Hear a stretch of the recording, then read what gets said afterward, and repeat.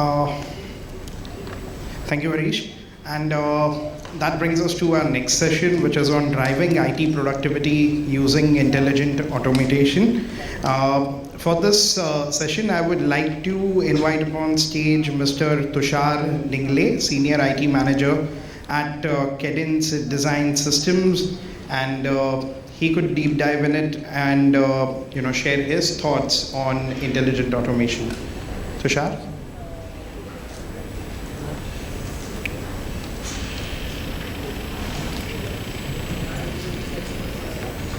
Mike?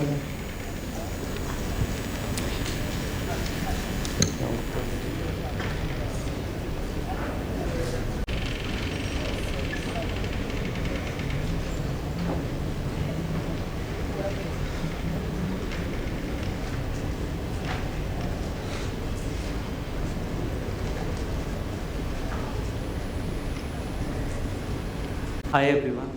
I'll quickly take you through uh, our journey with automation and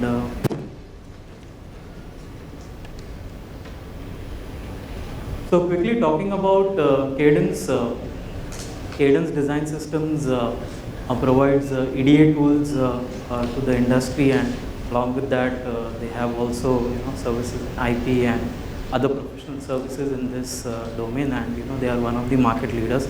So quickly jumping on, Cadence has about 7,000 plus employees across the globe, and majority of these employees are they are engineers, so they are more of a tech crowd that we have.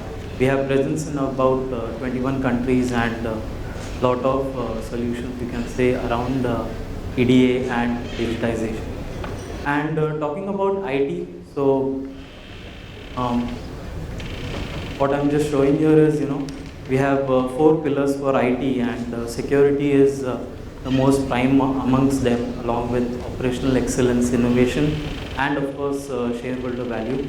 So one of the visions that we have is we want to ensure that our employees are successful in whatever that they do, making use of information technology and workplace resources. So quickly coming into where does automation come in into all of this. So like a couple of years back, we had a challenge in terms of customers coming into the service desk and the way tickets get processed, and expectations of customers on one side, also ensuring that whatever their demands are, they are getting met.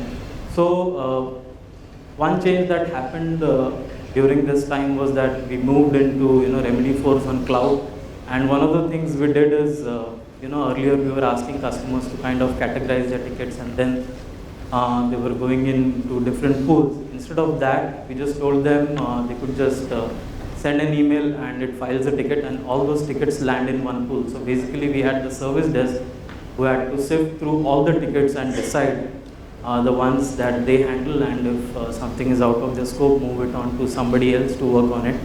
And also this approach had one limitation, and that was customers, they were just coming in one place, filing a ticket, and then they had to wait till somebody acted on it. So there was no self-service or self-help that they could access. And again, this came back to basically the same thing, that things came to a point, service desk had to work on it, and until they did something about it, the resolution was not coming in. So that is what customers really wanted. So what we did was we kind of identified 3 different layers in terms of how we want to achieve this. So one of the things we looked at is how we can make the service desk more productive and more efficient.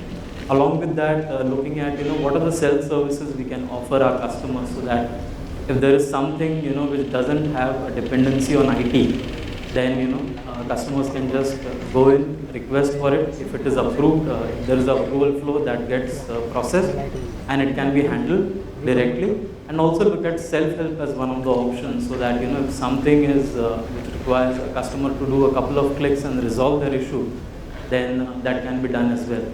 So this is how we thought of it, and where the self-service is where we looked at automation. So when we look at this journey, also we look at what was the desired outcome we wanted to achieve by going into automation.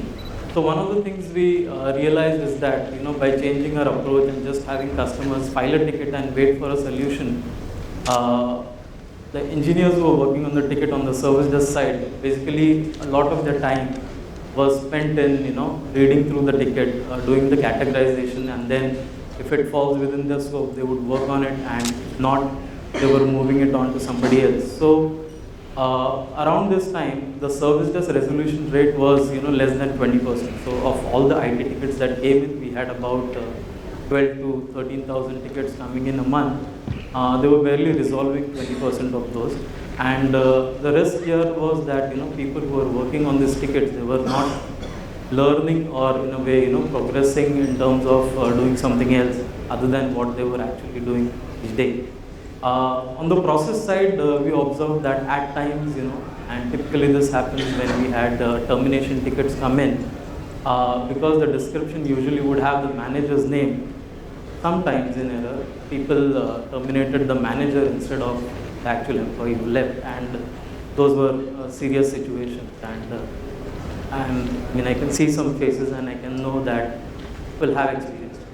And the other challenge we had is, we have a complex environment. So when we look at our environment, we have a lot of data centers. Along with that, we have cloud, and we have a lot of processes that customers directly interact with.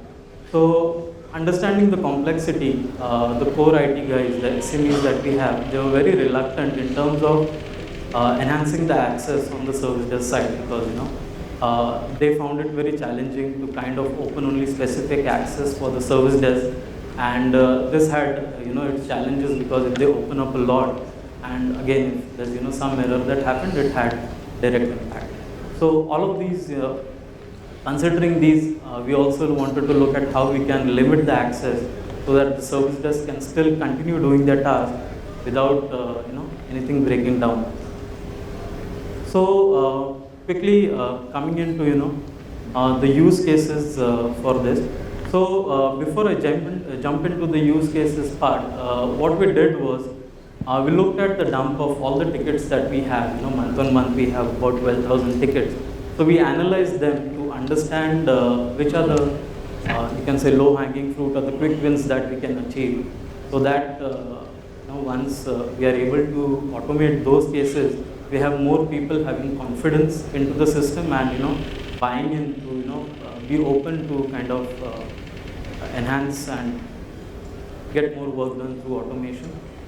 And so again, me being on the service desk side, it was quite a journey, because you have to get the InfoSec guys on your side, you have to deal with the technology teams, so it's a buy-in with all different kinds of stakeholders. So these are some of the use cases we identified where there were volume in terms of number of tickets, and also there were examples where we know there are risks and which can be mitigated. So new hires, for example, this is a very interesting case. What we are doing here now is we had a migration in our telephony system, so we have moved on to the Cisco line of products. And what we are doing here is every account for a new hire that comes in, there are a lot of clicks on, you can say the Cisco portal that one person would have to do in order to create an extension for a new joiner and getting his phone. And again, we have moved away from physical phones, so it's more of soft phone. So on day one, it's very critical that the person has all of this working. So we have completely automated this flow now, so that within a couple of minutes, no matter what is the number of extensions that have been created, they can be done. And also the WebEx accounts are getting created. On the reverse side, when somebody is leaving also, the system can pick the termination cases and accordingly remove the user from the Cisco side and also remove their WebEx account.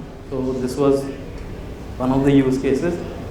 Just to give in terms of value, what kind of a difference it made.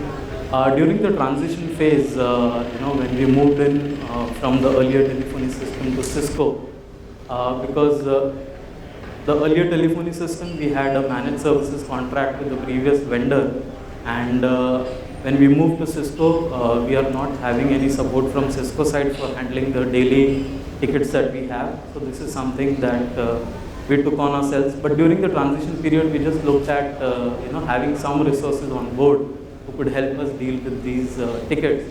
And for about 6 months, when we had 7 resources, that cost us about $90,000. So you can say today this all is done by automation, and we are not having to use any extra skilled resources to do at least creation of telephone accounts and removing telephony accounts. Other than that, one of the most common requests that we receive is for adding and removing members from aliases. Since we have a lot of you can say activities and groups on SharePoint, or accessing different resources within the organization, it's controlled by aliases. So on a daily basis, we get a lot of requests for these. So this is something that we automated. It is available as a self-service, so customers can just go in and select the group and request for joining or removal, or also creation of a group. And automatically in the backend, it will seek approvals, and once approved, it can do the action of adding or removing. And along with that, another interesting case that we did was for the information security team. Now, you can say password leakage is one of the most common threats, and we used to get in requests from InfoSec where they could have a file containing about 700,000, at times even 2,000 users, and they suspected that these passwords might be compromised. So I mean, you can imagine just having to go through and trying to identify how many of these are actually threats, or this is something somebody randomly tried and tried to upload it on some site. Very difficult to kind of at a time sit down and validate 700 to 1,000 cases. But with automation, we can just run this through, and within a few minutes we will know if actually there is any of those passwords compromised on that file, and if at all, then we have a process that can flag it, and we can then follow through with the direct individual and have them reset their password. Because at times this was a tricky situation. InfoSec just came to the service desk and they were like, you need to reset password of these employees because we suspect they are compromised. And at times, it was very difficult to kind of reach to the people and let them know that their password might be compromised. And if the list was huge, it was a bigger challenge. But with automation, we can actually validate this and only take action on the serious ones where we know that the password might be compromised. So these are some of the use cases that we have done. And moving on in terms of some of the benefits that we have. So we now have a self-service for customers. So rather than just file a ticket, they can actually search and look for solutions. And what it does is, for the service desk perspective, we see that they have more time in terms of looking at actual solutions for the tickets. So the service desk solution rate, we managed to increase it. In terms of time, for the service desk, the average handling time was almost 17 hours or plus in terms of actually resolving issues. We have brought it down and we are touching closer to 4 hours now. And in terms of, so that's almost a huge reduction in the time it takes to resolve tickets. And customers are also happy that their issues are being addressed and they don't have to wait without knowing when their issue will be resolved. So those are some of the benefits we have achieved through automation. And just talking about the things that we plan to do. So one of the things is ticket categorization. So we still have the situation where customers can directly send a mail and generate a ticket. So we are looking at having them categorized. So that is something that we'll do in a couple of weeks time. Hopefully it will be in production. And along with that, we are also looking at a couple of other options in terms of we have a monitoring team that is just sitting and sifting through alerts and then opening tickets. There are about 5,000 alerts, for example, that come in a month, and to open about 1,000 tickets. So there are 4,000 alerts which are just there because probably it's linked all of that. So we are looking at completely automating that, so that the team that is just doing the work of opening manual tickets, they can probably enhance their knowledge and do something else more productive. So those are the things that planning for. So, any question?